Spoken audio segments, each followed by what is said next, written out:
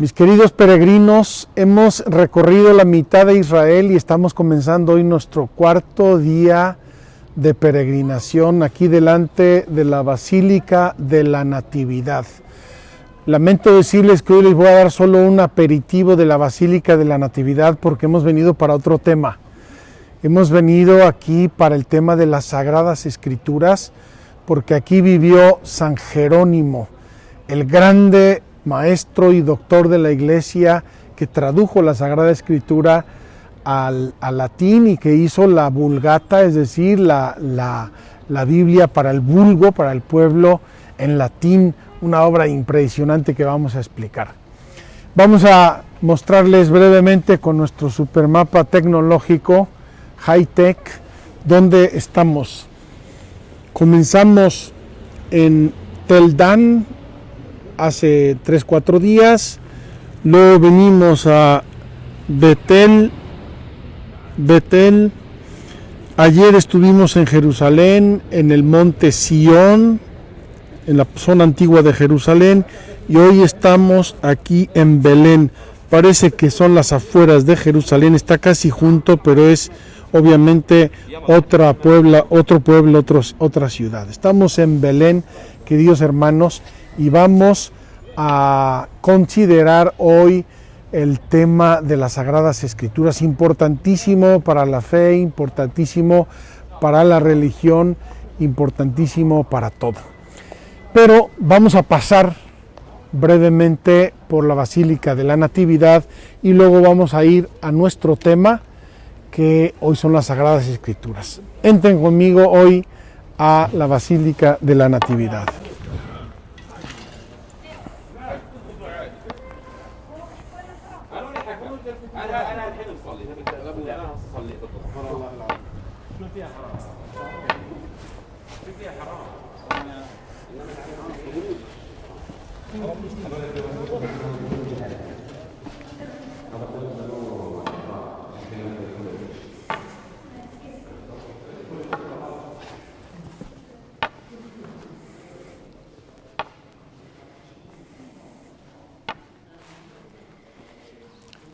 Queridos hermanos, estamos en el templo cristiano más antiguo del mundo, la Basílica de la Natividad, construida nada más y nada menos que en tiempos de Constantino por orden de Santa Elena, la emperatriz. Y vamos a pasar literalmente por la Basílica de la Natividad un momentito para ir a nuestro tema, pero volveremos.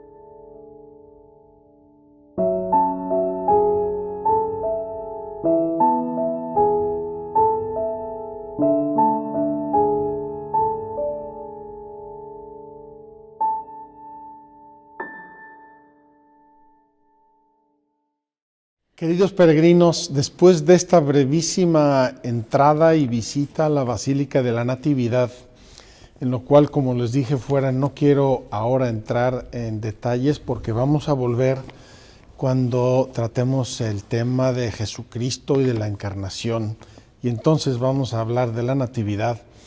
Llegamos aquí a un claustro, es el claustro de los padres franciscanos, es contiguo a la Basílica de la Natividad. Es un claustro precioso, medieval, de estilo gótico, que fue restaurado hace relativamente poco por el arquitecto Antonio Barluzzi, un arquitecto que solamente hoy menciono. Vamos a hablar de él seguramente a más de alguna vez en nuestra peregrinación. Pues bien, ¿por qué quise venir aquí hoy? ¿Por qué estamos en Belén? Estamos en Belén nada más y nada menos que por este santo. Vamos a hablar hoy de la Sagrada Escritura. Ya hablamos del hombre capaz de Dios, ya hablamos de la revelación de Dios, ya hablamos de la transmisión de la revelación, y hoy vamos a hablar de las Sagradas Escrituras o de la Sagrada Escritura. Y el gigante de la Sagrada Escritura en el cristianismo, queridos amigos, queridos hermanos, es San Jerónimo. San Jerónimo. San Jerónimo es uno de los grandes santos de la antigüedad. Es llamado doctor de la Iglesia, es decir, uno que enseña, uno que sabe. Además, es padre de la Iglesia latina. Entre los grandes santos de la antigüedad hay algunos que se llaman padres de la Iglesia. No es que sean papás ni que sean solamente, son padres de la Iglesia como hombres excepcionales de la antigüedad, como grandes columnas del cristianismo, ya cuando el cristianismo había madurado y se había extendido por el mundo. En la Iglesia latina tenemos 4 padres: San Ambrosio de Milán, San Jerónimo, San Agustín de Hipona y San Gregorio Magno, los 4 padres de la Iglesia latina. Y también la Iglesia ortodoxa tiene 4 padres, son los grandes. Luego hay otros padres apostólicos y otros padres de menor importancia. Pues bien, ¿qué es lo que hizo San Jerónimo? ¿Por qué es tan importante y tan grande? Tengo que decir en primer lugar que San Jerónimo vivió del año 340 al 420. 340 al 420. Era de la Dalmacia, fue sacerdote, vivió en Roma bastante tiempo, fue muy amigo del Papa Dámaso I, y el Papa Dámaso I le hizo un encargo muy especial. Primero le encargó revisar la traducción latina de los Evangelios, obra que terminó en el año 482, y hacia el año 490 empezó la traducción latina de todo el Antiguo Testamento. Estuvo trabajando en ello unos 15 años aproximadamente, una obra inmensa desde el punto de vista cultural, teológico, lingüístico, exegético y todo lo que ustedes quieran imaginar. Traducir la Biblia entera de una lengua a otra lengua, respetando el sentido, respetando la inspiración de Dios, es verdaderamente una obra gigante. Y esta obra la hizo San Jerónimo por una razón. Al inicio, el cristianismo fundado por Jesús hablaba hebreo o arameo. Empezó a extenderse por el mundo antiguo, por el Imperio Romano, en el cual mayoritariamente se hablaba griego. Grecia, Antioquía, Egipto, en todo el mundo antiguo civilizado se hablaba griego. Por eso los primeros textos de los evangelios los tenemos en griego, y por eso mismo la Biblia hebrea se había traducido al griego, que es lo que se llama la versión de los 70. Entonces, digamos que el griego dominaba junto con el hebreo, la palabra de Dios y el cristianismo original. Cuando el cristianismo se expande y eventualmente se convierte en la religión oficial del Imperio Romano, año 313, con el Edicto de Milán, obviamente empieza a ser el latín, la lengua oficial del Imperio Romano. El latín comienza a ser la lengua imperante, y también en la liturgia, y también en la oración, y también para el pueblo. Entonces el Papa Dámaso I tuvo esta intuición pastoral: es necesario que el pueblo tenga la Sagrada Escritura, la conozca y la lea y la entienda perfectamente. Entonces le encarga a San Jerónimo que traduzca toda la Sagrada Escritura al latín. Y eso es lo que llamamos la versión Vulgata. Vulgata significa la versión del vulgo, del pueblo. La Biblia Vulgata, o la Biblia del pueblo. Esta Biblia la va a usar la Iglesia Católica pacíficamente durante más de 1000 años, hasta que en el Concilio de Trento, en el año 1546, la Iglesia, el Concilio de Trento, toda la Iglesia decide: esta va a ser la versión oficial de la Iglesia Católica. Y establece también lo que se llama el canon, del cual les voy a hablar enseguida. 1546. La Vulgata, es decir, la traducción que San Jerónimo hizo aquí en Belén de la Biblia griega o hebrea al latín, es la versión oficial de la Iglesia Católica. Esa versión oficial de la Iglesia Católica llegó, digamos, al inicio del siglo XIX, cuando empezaron a multiplicarse los estudios bíblicos con ciencias modernas, y tuvo una revisión importante para ajustarla todavía más a las lenguas originales: el hebreo, el arameo, donde se conocía el siríaco, que fue una de las primeras lenguas bíblicas. Y así el Papa Juan Pablo II, en el año 1979, promulgó la revisión de la Vulgata, o la Nova Vulgata, la nueva versión de la Vulgata. Bien, esto es sobre San Jerónimo, sobre la Vulgata, sobre las escrituras, porque estamos hablando de traducción del libro de escrituras, de la palabra de Dios, de la revelación de Dios. Quiero aquí hablar ahora de dos anécdotas que nos van a iluminar nuestra catequesis, que vamos a hacer abajo en la gruta de San Jerónimo, donde vivió muchos años, donde hizo la traducción de la Biblia y eventualmente donde estuvo sepultado durante siglos. Quiero comenzar con una anécdota. Ayer estuvimos en la puerta de Sión, el monte Sión, y les enseñé la puerta toda balaceada. Pues hace unos años conocí un soldado, ex soldado judío, que estuvo ahí defendiendo esa puerta en el año 67. Estaba un grupo de soldados, año 1967, cayó una bomba y salieron volando varios de ellos, imagínense, un bombazo. Llegaron a recoger los cadáveres con una pala mecánica. Recogieron los cadáveres y los estaban llevando a sepultar en una fosa común, cuando vieron que uno no estaba muerto, se estaba moviendo, estaba vivo. Y era este hombre.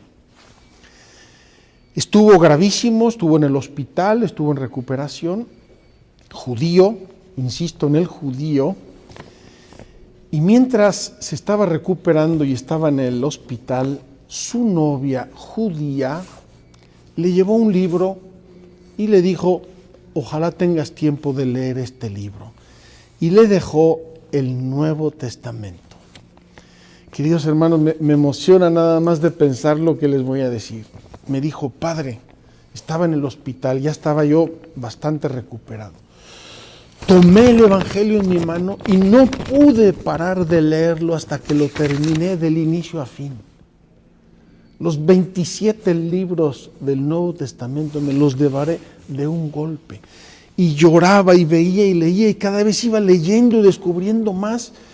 Y me dice él, Padre, yo le puedo demostrar que cada verso, cada sentencia, cada oración del Antiguo Testamento habla de Cristo. Todo el Antiguo Testamento es una preparación, son imágenes, son símbolos, son tipos que se va a cumplir en Cristo. Y me lo decía el hombre emocionado, llorando. Todo el Antiguo Testamento, cada frase, le puedo demostrar que habla de Cristo, prepara la venida de Cristo. Queridos hermanos, esta es la belleza, la armonía, la grandeza del misterio de la revelación de Dios, que como hemos ya venido diciendo, se prepara en el Antiguo Testamento, se va como amaneciendo hasta que llega el sol y se ve que es Cristo que nace aquí en Belén. Esa es la primera anécdota que les quería yo contar. La segunda anécdota tiene un poco de simpático y un poco de tragicómico, y lo voy a relacionar con una frase importantísima de San Jerónimo.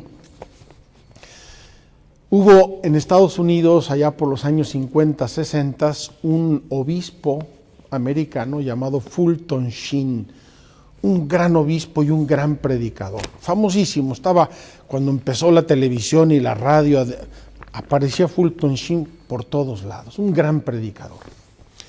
Un día iba a viajar en un tren y se subió Fulton Sheen, se sentó en su lugar en el tren tranquilamente. Poco después llegó una señora muy elegante, muy encopetada, como decimos en México, y se sentó al lado de él. Y lo conocía, lo había visto, era un personaje famoso, Fulton Sheen. Entonces, empiezan la conversación de circunstancia. Buenos días, excelencia, buenos días, señora, buenos días, tal. Y le dijo la señora, es un grande honor para mí ir a su lado, sé que usted es una personalidad, etcétera, etcétera.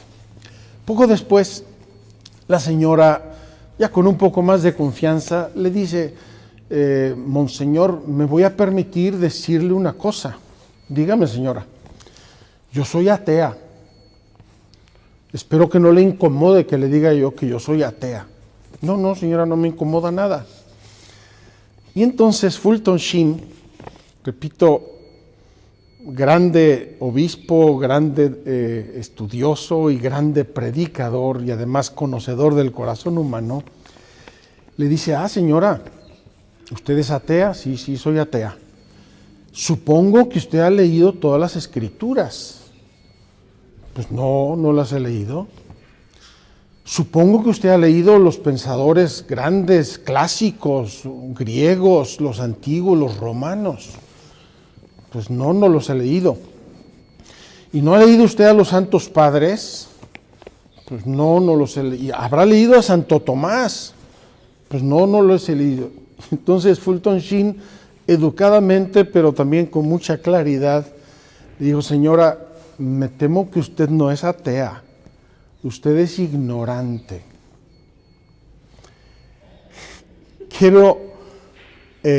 Quise mencionar esta anécdota simpática, queridos amigos, porque hay muchos que se creen ateos y son ignorantes.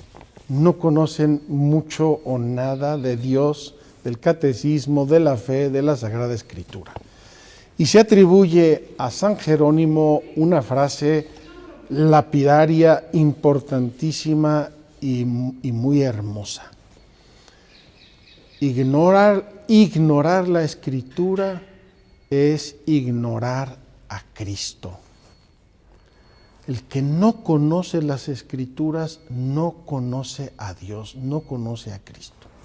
Queridos hermanos, es una frase que hoy quiero que resuene un poco en nuestros corazones, que nos agite, que nos sacuda, porque vamos a hablar de la Sagrada Escritura, vamos a explicar lo que es, y es importante que la conozcamos. El que no conoce la Sagrada Escritura no conoce a Dios, no conoce a Jesucristo. Termino esta introducción que ya se ha alargado un poco. Otra frase de San Jerónimo es la siguiente: la Tierra Santa es el quinto evangelio. El quinto evangelio. Es el evangelio que le pone distancia, color, clima, tercera dimensión a los otros cuatro. Queridos hermanos, cuando dice el evangelio Jesús subió al monte Tabor, si uno no conoce la Tierra Santa, ¿quién sabe en qué monte está pensando?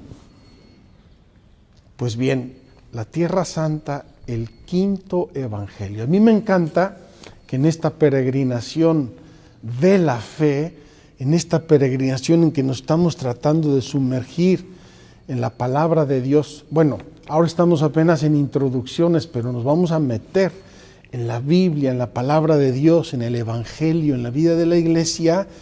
También estamos recorriendo el quinto evangelio y espero que esto les ayude a su fe, les ayude a fortalecer, a iluminar, a ilustrar su camino de fe.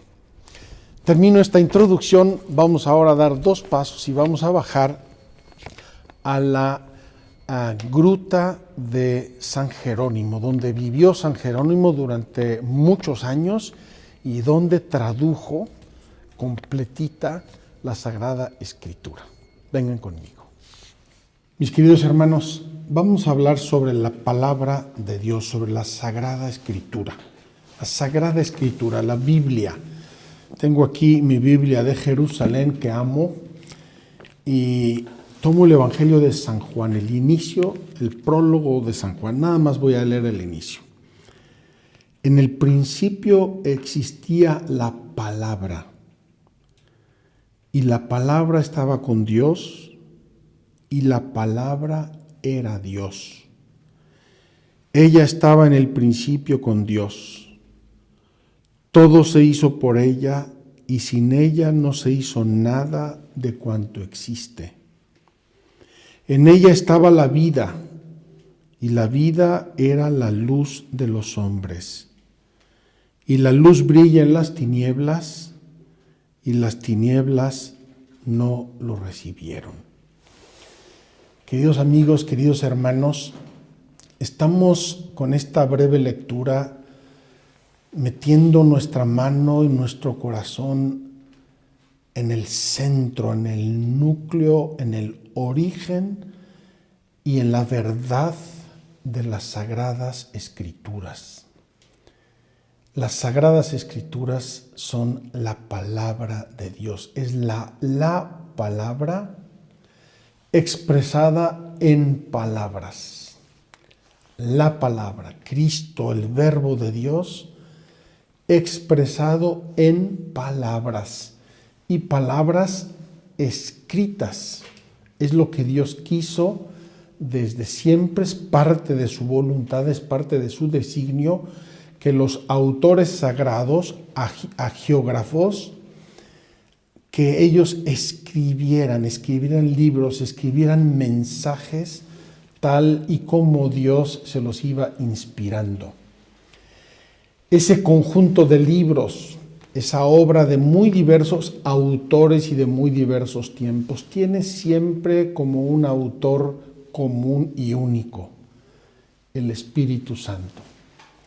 El Espíritu Santo fue inspirando a los autores sagrados lo que tenían que escribir y cada uno de ellos fue escribiendo a su modo, en su tiempo, con su cultura, con su vocabulario, con su carácter, con su propia personalidad, con su propia experiencia. Entonces, la palabra escrita, expresada, explicitada para nosotros en palabras. Vamos a tomar el catecismo y vamos a dejar aquí nuestra Biblia. Miren qué simbólico, sobre la tumba de San Jerónimo, nuestra Biblia, la Biblia que él tradujo con tanto esfuerzo, con tanto amor, con tanta dedicación para todos y cada uno de nosotros. Hoy nos toca en el catecismo los números 101 al 141. Yo voy a sintetizar un poco la explicación, les digo los números para que ustedes puedan volver, leer, completar, analizar, repasar. ¿Qué nos dice hoy el catecismo? Primer apartado, Cristo, palabra única de la Sagrada Escritura. Ya lo leímos, Cristo es la palabra, el logos, que Dios nuestro Señor va a pedir a una serie de autores sagrados durante el tiempo que vayan escribiendo mensajes. ¿Qué es lo importante, queridos amigos, y qué es lo que le da valor a esto? ¿Que es una colección de escritos antiguos? No. ¿Que todos juntos alguien los puso hace muchísimos años? Tampoco. El valor de estas escrituras, repito, de autores tan dispares y tan distintos, está en un hecho, en que todos estos autores fueron inspirados por Dios. Y cuando digo esto, no pienso en la inspiración que uno dice, ay, qué inspirado me levanté hoy, y te suelta un verso o una frase romántica. Cuando hablamos de inspiración, hablando de la Sagrada Escritura, hablamos de esa luz y de ese movimiento que el Espíritu Santo hizo en algunas personas para recoger mensajes, escribirlos, entenderlos, escucharlos y transmitírnoslos como escritos, como palabra de Dios. Queridos hermanos, cuando leemos a Isaías o Jeremías o Crónicas o Proverbios o Génesis, al final decimos siempre la misma frase: palabra de Dios. No decimos palabra de Jeremías, decimos palabra de Dios. Y el concepto clave es la inspiración. Es un término técnico. Hablando de la Biblia, es ese movimiento del Espíritu Santo, esa inspiración del Espíritu Santo para que los autores sagrados nos refirieran el mensaje que Dios quería que nos refiriera. Hace poco en una de mis homilías mencioné una expresión que escuché por Navidades preciosa. La liturgia de la palabra que cada día escuchamos en la misa es una carta del amor de Dios escrita a nosotros. ¿Por qué? Porque todo lo que nos transmite la liturgia de la palabra es todo palabra de Dios, transmitida, como digo, a través de los autores sagrados. Dice el catecismo: Dios ha inspirado a los autores humanos de los libros sagrados. Son personas normales, normalísimas, que de repente Dios escoge para que transmitan una partecita del mensaje. Los libros inspirados nos enseñan la verdad. Cuando todo lo que afirman los autores inspirados lo afirma el Espíritu Santo, se sigue que los libros sagrados enseñan sólidamente, fielmente y sin error la verdad que Dios hizo consignar en dichos libros para nuestra salvación. Es importantísimo este término, inspiración, y luego sin error. Es un término que antes nos enseñaban como inerrancia. La Biblia tiene este carácter de inerrancia, no tiene errores. Y quiero aquí hacer una aclaración importante. La Biblia, como palabra humana, puede ser que tenga errores. Por ejemplo, ahora me viene un ejemplo que nos decían en las clases de Sagrada Escritura. La Biblia dice que los conejos son rumiantes y los conejos no son rumiantes. Pero tenemos que entender esto. La Biblia no es un libro de zoología. Entonces puede tener un errorcillo ahí diciendo que los conejos son rumiantes, como si hubiera dicho que eran reptiles. No importa. El mensaje que no tiene error es el mensaje de Dios, es el mensaje de salvación. Quede esto bien claro. Y cuando decimos que la palabra se escribe en palabras y en libros, algunos usan una expresión que es muy equivocada. Dicen, el cristianismo es la religión del libro, la religión del libro de la Biblia. Eso es un error, porque esta palabra escrita tiene, dice la Escritura, la palabra de Dios es viva y eficaz. No es un libro la Escritura. La palabra de Dios está escrita, pero no es solamente escrita, es palabra viva. Y por eso hablar de la religión del libro es un término muy equivocado, muy confuso. La religión de la palabra de Dios, sí. La religión de las Sagradas Escrituras, sí. Pero no la religión de un libro, como se oye también de algunas otras religiones. Para que nosotros podamos entender las Sagradas Escrituras, es importante que la interpretación se haga con el Espíritu Santo. En la Sagrada Escritura están latentes las tres personas de la Santísima Trinidad. El Padre que se revela, el Hijo que es la palabra y que va a ir revelando en el Antiguo Testamento y luego en el Nuevo Testamento, y el Espíritu Santo que está siempre latente y que inspira, que sopla, que acompaña, que ilumina, que suscita, que mueve. Entonces, el Espíritu Santo, intérprete de las Escrituras, ¿qué nos dice el Catecismo? En la Sagrada Escritura, Dios habla al hombre a la manera de los hombres. Por tanto, para interpretar bien la Escritura es preciso estar atento a lo que los autores humanos quisieron verdaderamente afirmar, y por eso se estudia la Sagrada Escritura. ¿Qué quiso decir Isaías en su tiempo? Ese es el mensaje de Dios. No como lo cojo yo, lo leo ahora sin ningún conocimiento de nada. Lo que Dios quiso transmitir a través de los autores humanos y lo que Dios quiso manifestarnos mediante los autores humanos. Es decir, tenemos que entender bien las dos cosas. ¿Qué quiso decir Isaías? ¿Qué quiso decir David? ¿Qué quiso decir Moisés en su tiempo y quien escribió las palabras de Moisés? ¿Qué quisieron decir? Si no entendemos eso, estamos desarraigando la palabra. Segundo, ¿cuál era el mensaje de Dios en ese tiempo a través de esas palabras? Es aquí donde los estudiosos de la Biblia dejan la mitad de su cerebro.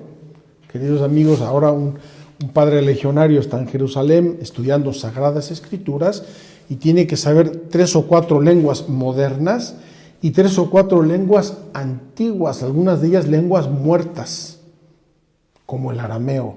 Porque si no saben esas lenguas y esa cultura, no pueden saber el origen de lo que el autor sagrado estaba diciendo. Y eso obviamente requiere no solo esfuerzo y estudio, sino la luz del Espíritu Santo. Hay otro principio para la recta interpretación de las Sagradas Escrituras, y es que la Escritura se ha de leer e interpretar con el mismo espíritu con que fue escrita, con la misma intención, con las mismas palabras, con los mismos significados y con el mismo espíritu con que fue escrita. El Concilio Vaticano II nos señala 3 criterios para la interpretación de la Escritura. Los voy solamente a leer. El primero, prestar una gran atención al contenido y a la unidad de toda la Escritura. Queridos hermanos, el libro de las Crónicas no puede contradecir el libro de los Macabeos. El Cantar de los Cantares no puede contradecir el Génesis. Todos los libros de la Sagrada Escritura tienen una unidad y todos deben leerse e interpretarse en esa riqueza y en esa unidad. Es como un mosaico. Una piedrita le da sentido a la otra y la otra a la otra y todas forman una figura. Segundo criterio de interpretación: leer la Escritura en la tradición viva de la Iglesia. Ayer hablamos de la tradición. Cristo entrega la revelación a los apóstoles y a los discípulos y a la Iglesia. Les dice: ustedes la van a llevar a todo el mundo. Y esa tradición viva empieza a leer, a interpretar, a entender, a aplicar. Empieza a releer todo el Antiguo Testamento a la luz de Cristo. Ayer les leí el primer discurso de Pedro el día de Pentecostés.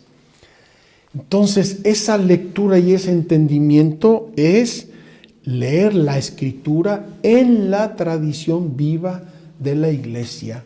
Entonces, si yo quiero hacer un comentario de la Sagrada Escritura y haciendo mi comentario contradigo lo que dijo San Agustín y lo que entendió Santo Tomás y lo que dijo el Concilio de Calcedonia, obviamente no estoy haciendo una debida interpretación de la Sagrada Escritura. El tercer criterio es estar atento a la analogía de la fe. Por analogía de la fe, dice el Catecismo, entendemos la cohesión de las verdades de fe entre sí y con el proyecto total de la revelación. Queridos hermanos, hay un enriquecimiento y unas cosas dan sentido a las otras y las otras le dan sentido a las otras, y así la Escritura tiene que leerse en todo su conjunto e interpretarse en todo su conjunto. La Sagrada Escritura tiene dos sentidos: uno literal, lo que está escrito tal como está escrito, y uno espiritual. Y los sentidos espirituales pueden interpretarse de diversas maneras. Aquí el Catecismo nos propone tres: el sentido alegórico, el sentido moral y el sentido anagógico. No voy a poder explicar todos estos sentidos, pero uno es una parte más espiritual, una es una parte más moral y otra es la que nos conduce más al cielo.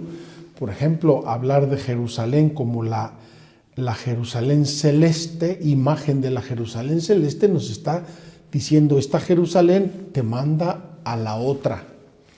Hace unos días hablé de la escalera de Jacob. Según una tradición, esa escalera era de madera y esa madera empezaba ya a significar la cruz de Cristo. Estamos en Belén, queridos amigos. El pesebre de Belén, pesebre de madera, es un símbolo de la cruz. Cristo nace y lo pone en un pesebre de madera. Están ya simbolizando la cruz. Entonces, ahí vemos un poco las interpretaciones, los sentidos que se encuentran en la Sagrada Escritura. Voy a hablar del canon. Miren, la Biblia completa, es decir, Antiguo Testamento y Nuevo Testamento, tiene 46 libros el Antiguo Testamento y 27 libros el Nuevo Testamento. Y cuando se hicieron las Biblias, hace 2000 años o 3000 o 2500, depende cada uno de los libros, había otros libros paralelos muy bonitos y muy interesantes y muy edificantes. Pero la tradición de la Iglesia, es decir, toda la Iglesia junta, pastores y fieles, en oración, en el camino de la Iglesia, en el estudio, en la deliberación y guiados por el Espíritu Santo, dicen: muy bien, este libro es muy bonito, pero no es palabra de Dios. Entonces, la tradición viva de la Iglesia delibera y dice: estos libros sí son palabra de Dios. Y estos otros libros son libros muy buenos, pero no son palabra de Dios. Ustedes han oído escuchar de los evangelios apócrifos. Pues muy bien, cuando se escribieron los evangelios de Marcos, Mateo, Lucas y Juan, en ese tiempo se escribieron otros evangelios, los así llamados apócrifos. Es decir, eran escritos de ese tiempo muy bonitos, simpáticos, edificantes, todo lo que ustedes quieran, pero que la tradición viva de la Iglesia con los apóstoles en la cabeza y Pedro en la cabeza dijeron, estos libros no son palabra de Dios, no gozan de la inspiración del Espíritu Santo porque a lo mejor contradicen la Sagrada Escritura en algún aspecto o inventan cosas fantasiosas o lo que ustedes quieran. Los evangelios apócrifos, por ejemplo, inventan muchas historias edificantes sobre la infancia y la adolescencia de Jesús. Es bonito, es edificante, pero no es palabra de Dios. No nos revela exactamente lo que Dios quiso revelarnos a través de los evangelistas. Es importantísimo considerar también que el Antiguo y el Nuevo Testamento tienen una unidad completa. En el Antiguo Testamento está como latente el Nuevo. Y en el Nuevo Testamento se descubre el Antiguo. ¿Por qué? Porque el Antiguo Testamento, los autores sagrados del Antiguo Testamento van preparando el Nuevo Testamento.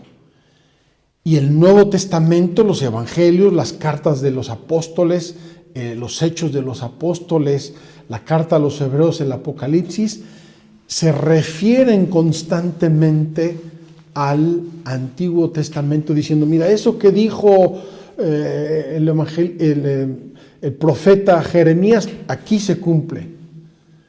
Eso que dice, aquí se cumple. Ya vieron lo que se dijo, aquí está. Entonces hay una interrelación, un enriquecimiento de sentidos entre el Antiguo y el Nuevo Testamento. Los cristianos, dice el Catecismo, veneran el Antiguo Testamento como verdadera palabra de Dios.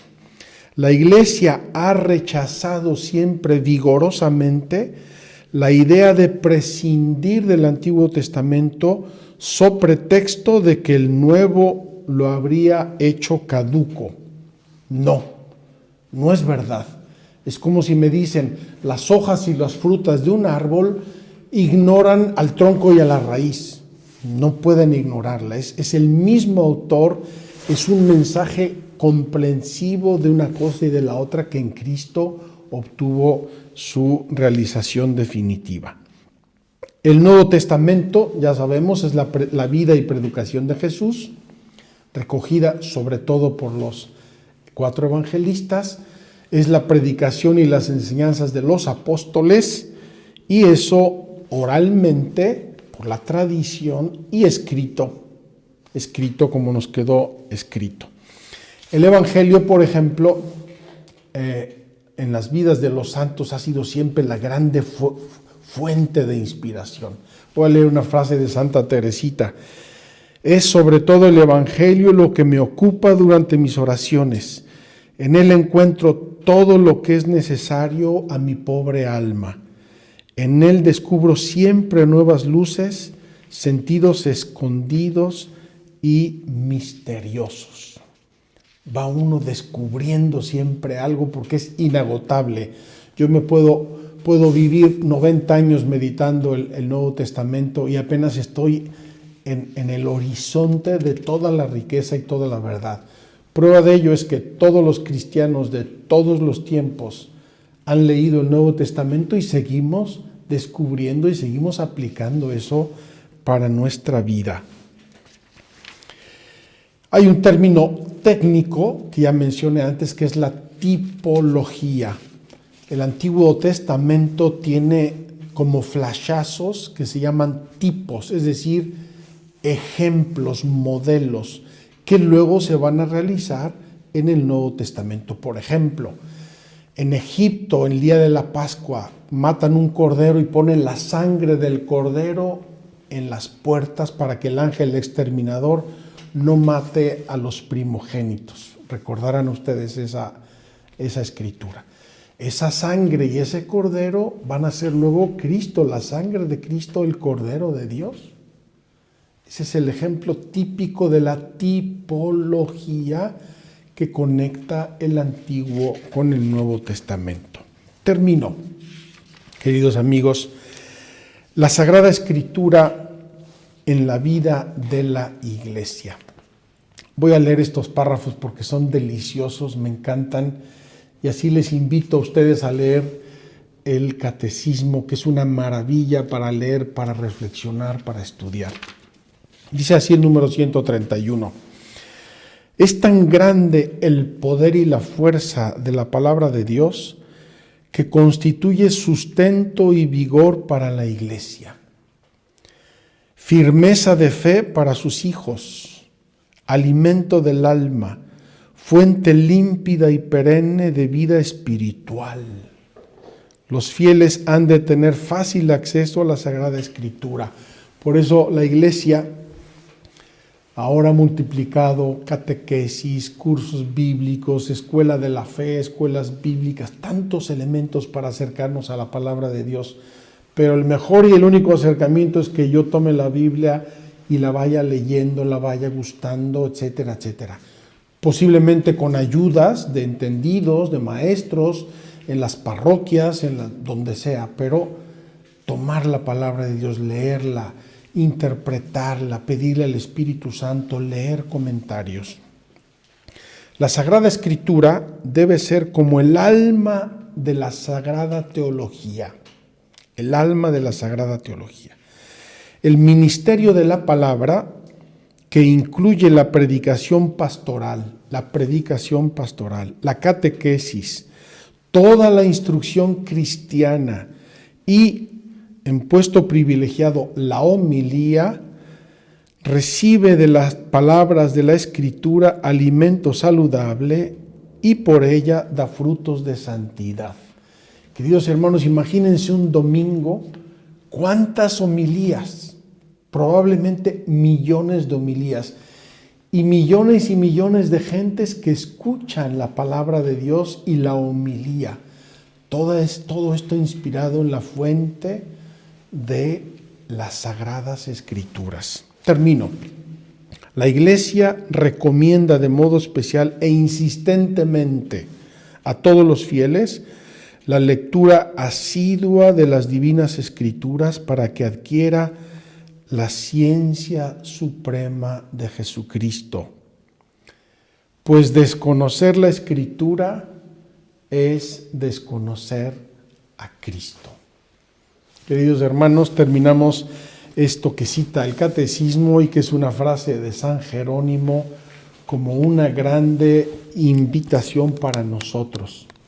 Conocer las Escrituras, sobre todo el Nuevo Testamento, las cartas de San Pablo, de los apóstoles, los evangelios de Cristo, tomarlos en nuestras manos, leerlos, meditarlos, participar en retiros, participar en ejercicios espirituales.